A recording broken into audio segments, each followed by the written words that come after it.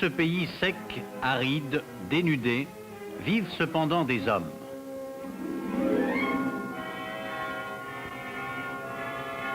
Ni les gens, ni leurs bêtes n'ont de domicile. Ce sont des errants. Ils campent à la belle étoile.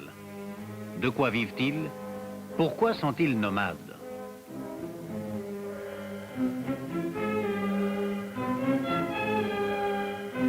La terre où ils sont nés n'est pas entièrement desséchée. De ci de là poussent des buissons et de l'herbe maigre.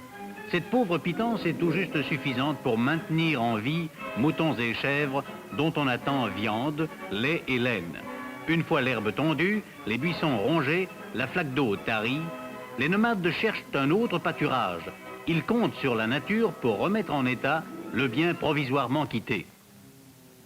Le nomadisme existe dans les diverses parties du monde. Les toundras de l'Arctique, les steppes de l'Asie centrale,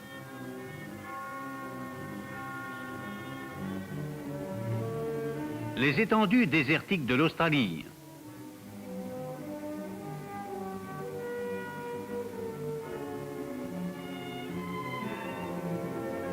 le nord de l'Afrique enfin sont des régions où le climat n'encourage pas l'agriculture mais permet le pâturage. C'est en Afrique, à la frontière septentrionale du Sahara, que nous nous trouvons. Les Arabes nomades y vivent en groupe, dont chacun est placé sous l'autorité d'un cheikh. C'est lui qui désigne la route à suivre et choisit les lieux de campement. Ici, on se trouve à un point d'eau et l'on y fera la halte, car l'eau est vitale pour les hommes et leurs troupeaux.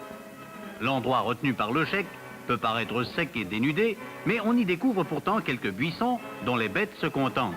Le cheikh ayant donné l'ordre d'établir le camp, chacun entreprend son travail familier, 100 fois accompli déjà. Le cheikh surveille les opérations. Son autorité sur la trentaine de personnes qu'il a sous sa garde est sans limite. Voyons de près une des familles du groupe. Ali, le fils, et Memona, la fille, aident leurs parents à déballer la tente sanglée sur les chameaux, bêtes de somme endurcies, bien adaptées à la vie du désert.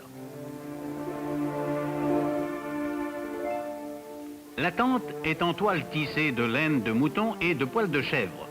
Les piquets font partie du fourniment. Cependant que les femmes s'occupent de dresser les tentes, hommes et garçons s'occupent du troupeau. Les animaux n'ont pas été longs à s'attaquer aux buissons.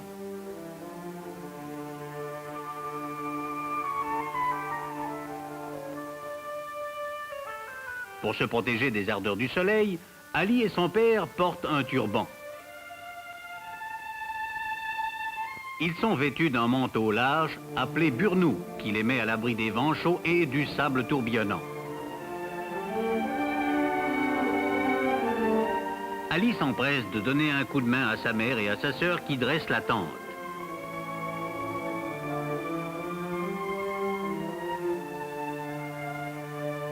Ali s'attaque à une extrémité, sa sœur Memona à l'autre.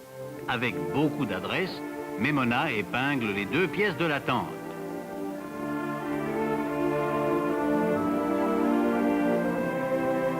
Ali déplie une des couvertures de laine appartenant à la famille. Chaque ménage transporte ses biens de campement en campement. Couverture, ustensiles, un peu de nourriture et bien entendu l'eau.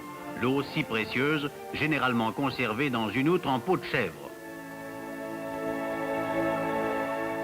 Quand maman vide l'outre, Ali et Memona savent qu'ils ont un autre devoir à accomplir.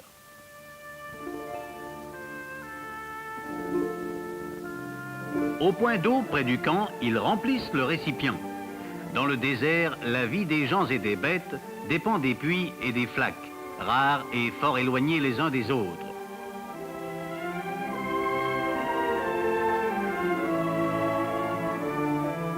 Tandis que les enfants font provision d'eau, la mère prépare le repas. Le couscous est le plat principal. C'est une sorte de pâte de farine. Tout sera prêt pour le moment où le père aura fini sa prière du soir.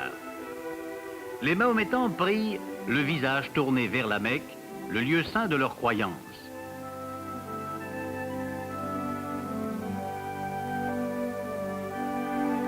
Un peu plus tard, la famille est à table. Assis sur des couvertures, où, sur des nattes, chacun mange à même l'unique plat de couscous.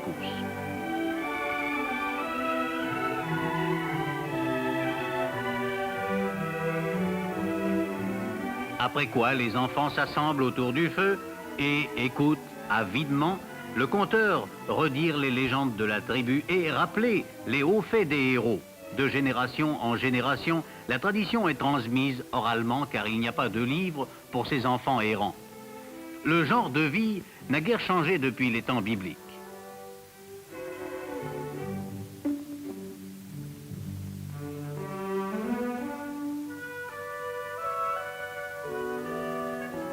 Le lendemain, à l'aube, le camp donne ses premiers signes d'activité. Lestés de quelques dattes et de pain, Ali et son père vont au travail.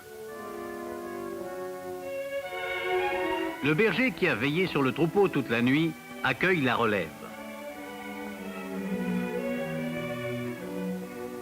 Les moutons fournissent la laine que tissent les femmes. Memona et sa mère utilisent un métier à tisser portatif dont les petites dimensions conviennent à leur installation précaire. Une partie de la toile servira aux besoins propres du ménage. Le reste sera vendu dans le village en bordure du désert.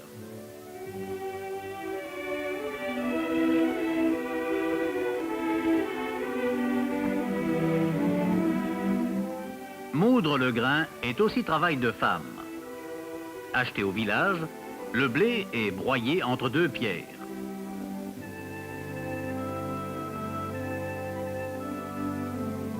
Ce sont encore les femmes qui font provision de bois à brûler. Parfois, la routine et l'uniformité sont troublées par un léger incident. Voyez Ali et son père s'inquiétant de la disparition d'un chevreau. Les jumelles, utilisées par papa, sont un des rares instruments empruntés à la technique moderne. Un plan est mis au point. Ali et un autre berger commencent les recherches. Abandonné à lui-même dans le désert, un chevreau ou un agneau ne vivrait pas longtemps. Ali sait qu'il faut agir vite.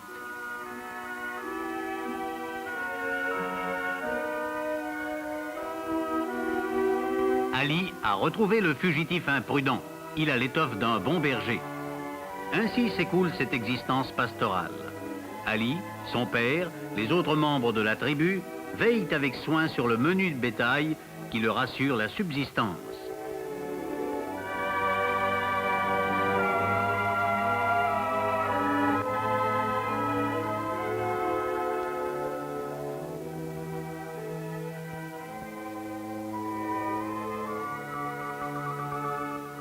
Un jour, le cheikh vient parler au berger. On le salue avec le plus grand respect. Le chef a cherché et trouvé un autre pâturage. Il est temps, dit-il, d'aller ailleurs, car ici, il ne reste quasi rien.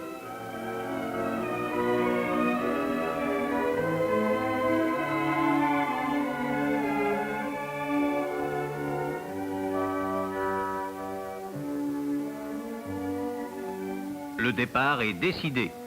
Les hommes apportent la nouvelle au camp. Il faut tout emballer.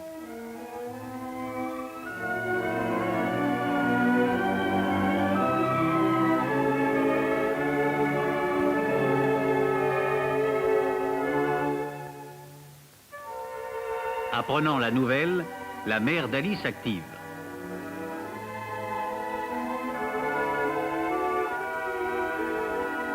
Toutes les familles plient bagages. Chacun sait ce qu'il a à faire.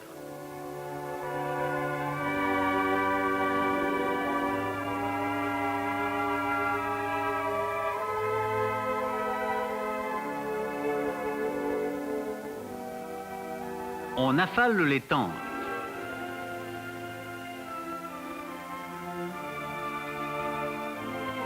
En peu de temps, tout est prêt. Les chameaux ont leur charge, le troupeau se met en route. Le nomadisme reprend ses droits. Quelque part dans les sables brûlants, le cheikh et ceux dont il a la garde trouveront une autre pâture, un autre puits. Telle est la vie nomade, ainsi qu'elle a été réglée de toute éternité. Changer de place, faire paître le troupeau et repartir sous la calotte des cieux.